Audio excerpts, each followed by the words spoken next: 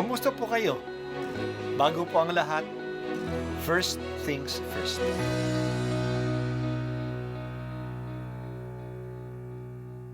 Good morning po.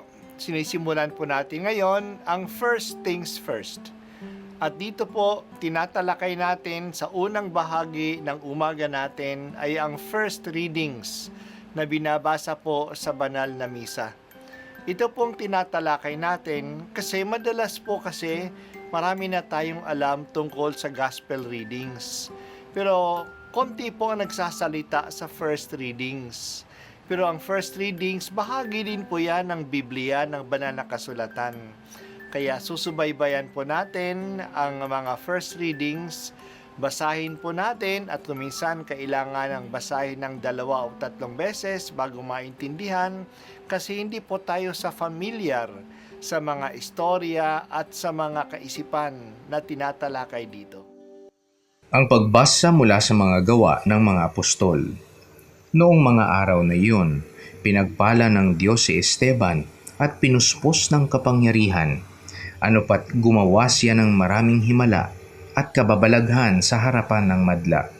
Nakipagtalo sa kanya ang ilang kasapi sa sinagoga ng mga pinalaya na binubuo ng mga Hudyong taga-Sirene, taga-Alejandria, taga-Cilicia at taga-Asya. Ngunit wala silang magawa sa karunungan ni Esteban na kaloob ng Espiritu. Nang marinig ito ng mga bumubuo ng Sanhedrin, sila'y nagngalit dahil sa matinding galit kay Esteban. Ngunit si Esteban na puspos ng Espiritu Santo ay tumingin sa langit at nakita ang maningning na liwanag sa paligid ng Diyos at si Jesus na nasa kanyang kanan. Bukas ang kalangitan, sabi niya, at nakikita ko ang anak ng tao na nasa kanan ng Diyos. Tinakpan nila ang kanilang tainga at tagsigawan. Pagkatapos, sabay-sabay silang dumaluhong sa kanya. Kinaladkad nila si Esteban hanggang sa labas ng lungsod upang batuhin. Hinubad ng mga saksi ang kanilang mga kasuotan at iniwan sa isang binatang nagngangalang Saulo at pinagbabato nila si Esteban na nananalangin naman ng ganito, Panginoong Hesus, tanggapin mo ang aking espiritu. Ang salita ng Diyos. Salamat sa Diyos. Napakadakila ng kapistahan ng Pasko ng pagsilang ng Panginoong Hesus. Ito ang ikalawang dakilang kapistahan sa simbahan. Ang una ay ang muling pagkabuhay ng Panginoong Hesus. Hindi sapat na isang araw lang ipagdiwang ang Pasko ng pagsilang. Kaya sa simbahan, ipinagdiriwang natin ito ng 8 araw na tinatawag nating Christmas Octave. Magtatapos ang Christmas Octave sa January 1. Sa bawat araw ng Christmas Octave, tinitingnan natin ang ilang aspeto ng Pasko. Ngayong unang araw ng Pasko, ang ating inaalaala ay ang pagkamatay ng unang martir ng simbahan. Ang Diyos ay pumasok sa mundo natin at nakiisa sa ating kalagayan upang tayo, mga tao, ay makapasok sa langit at makiisa sa kaligayahan ng langit. Yan ang nangyari kay San Esteban.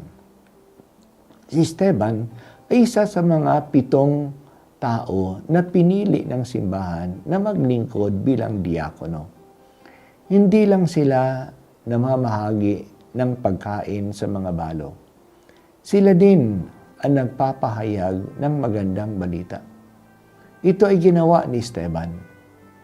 Nagpapatotoo siya sa mga Hudyo na galing sa Cyrene, Alejandria, Cilicia at Asya na si Jesus ang katuparan ng mga pangako ng Diyos. Maaring ang mga katunggali ni Esteban ay mga Greek-speaking Jews. Natupad ang pangako ni Jesus kay Esteban na ang mga alagad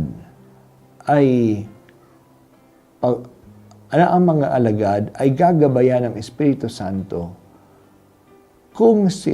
kaya huwag silang matakot kung ano ang sasabihin at paano magsasalita kasi ang Espiritu Santo mismo ang gagabay sa kanila. Kaya sa mga debate sa mga Hudyo, walang laban sila sa arguments at patutuo ni Esteban. Galit na galit sila kay Esteban. Mas lalo silang nagalit noong nagpatutuo si Esteban na nakita niya si Jesus, ang anak ng tao, ay nasa kanan ng Diyos, Ama sa langit. Ito'y patutuo na si Jesus nga ay makapangyarihan kasama ng Diyos. Para sa kanila, ito'y kalapastanganan. Sinugod nila si Esteban, kinaladkad siya palabas ng lungsod at doon binato. Si Esteban ay pinatay sa labas ng lungsod tulad ni Jesus.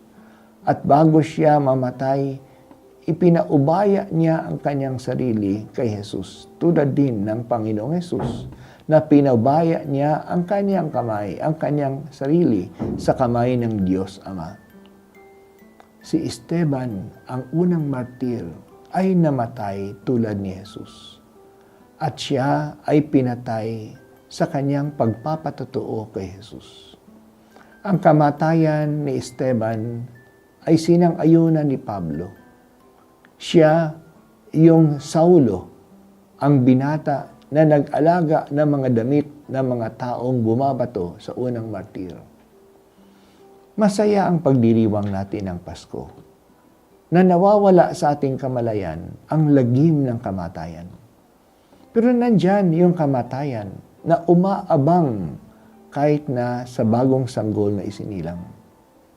Ipinapatay ni Herodes ang mga sanggol sa Bethlehem sa hangad niyang ipapatay ang hari ng mga Hudyo.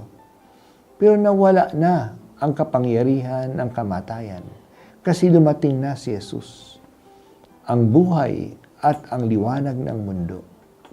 Hindi na natakot si Esteban sa kamatayan kasi dahil nandiyan na si Jesus, ang kamatayan ay nagpunta na.